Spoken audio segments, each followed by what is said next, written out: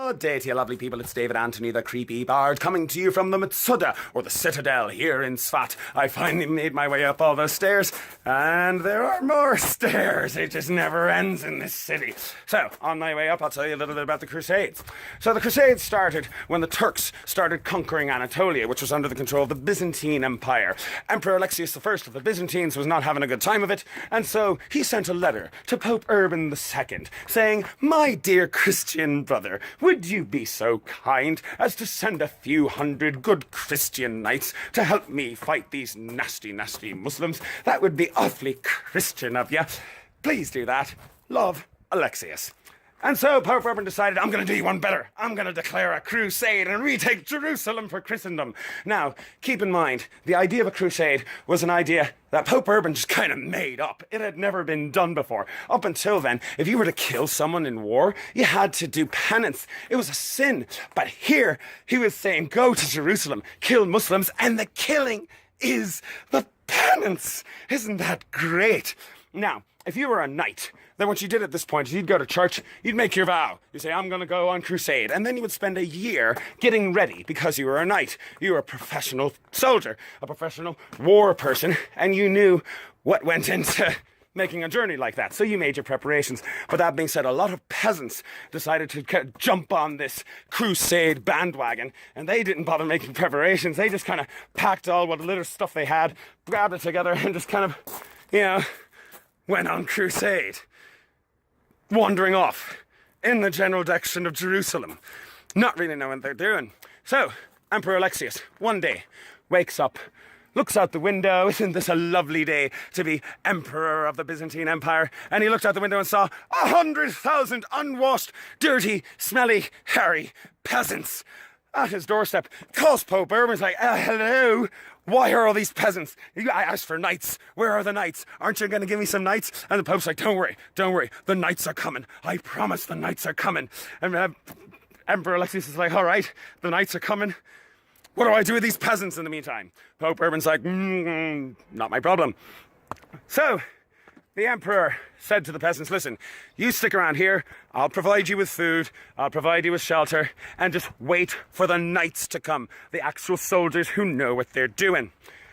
Peasants said, screw that idea, we're on crusade, we're just going to kind of wander in the general direction of Jerusalem. And they did, and they were slaughtered by the Turks.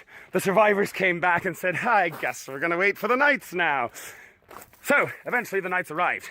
The knights had a much better time of taking over than the peasants did, obviously, because they're trained soldiers. They actually managed to defeat the Turks, conquered the entirety of the Levant, and established the Crusader states. Here in the land of Israel, it was called the Crusader Kingdom of Jerusalem. And as soon as the Crusaders took over, they immediately started fortifying the area, started building all sorts of fortifications, much like the ones that you see down there behind me. These castles were meant to dominate the landscape and control the area, preventing the Muslims from retaking any territory. And once I get up here to the top of this fucking citadel, you'll see what I mean, because this is an example. This is a beautiful example of one of the Crusader fortresses that were built. And when you get up there, you'll see why they built it here. Because the view from up here is magnificent. I mean, from a modern perspective, this is just gorgeous. This is beautiful. From a medieval perspective, this is a great defensive position. This is where you can see everything. You can see everything from up here. Behind me, you see there's the Sea of the Galilee out that way. I hope you can see it. Over there, by the edge, way off in the distance, is the city of Tiberias. Over that way, those are the mountains. Those are the Carmel Mountains. Beyond that is the Mediterranean Sea and Haifa. Up there, you've got the Golan in that general direction.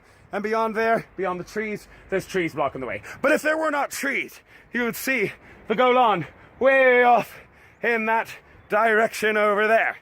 And from there, it's a straight road to Damascus. This is a beautiful defensive position if you are a medieval crusader, and just a beautiful view if you're a tourist like me. So down below here, by the way, there is a cistern, a water cistern. This is generally what you had to do in a place like this. You have to build a cistern, collect rainwater, because it only rains during the winter. During the summer, it does not rain. So you got to collect all that water during the winter in order to be able to get through the summer without dehydrating. This is technically a desert. Remember that. So, I'm going to go down into that cistern because it has wonderful acoustics and I'm hoping to sing something. So I'm going to head down there, and if there's no one down there, if there's not too many people down there making too much noise, I'm going to sing a song or two. Alright, see you soon. One more thing before I go down to the cistern. Right now, I'm still standing on top of the citadel. This platform here is where the actual meat of the castle, the castle actually was. The castle has long since been destroyed. When the Muslims eventually retook the land from the Crusaders, they destroyed all the castles, so that way the Crusaders wouldn't be able to come back and refortify. Behind me, that tower that you see behind me, is a modern thing. That was built by the Israeli government in honor of the Palmach, who helped defend the city during the War for Independence. And all of the structures that you see here are modern structures. This is now a park, a lovely park. And right here is the well that leads to the cistern down below. So there'll be light coming down from the top of the cistern. Hopefully it'll be enough light for you to actually see down there. And that's where the light is coming from, is from that well. You go through that well, get the water, which is in the cistern below, and I'll see you down there. I am now down in the cistern. It is very dark down here, so I'm not really sure if you're going to be able to see much. But if you look behind me, that light back there leads to a tunnel. That's a tunnel that goes to the outside. That's where I came in from. Above me, there is another light source. That's the well. So if you were to go up there, get the well, this is where you'd come down to get your water. This is where the rainwater would collect. As you can hear, the acoustics is fantastic in here. I am barely speaking at all right now. I'm almost whispering, but you can hear me completely all around. So I'm going to go ahead and sing a song for you. This song comes to us from the 13th century, from Jewish Spain. It is an excerpt from the Bible, from the book of Exodus, I believe. And it is a prayer that is recited on the Sabbath. Again, this melody comes to us from 13th century Spain.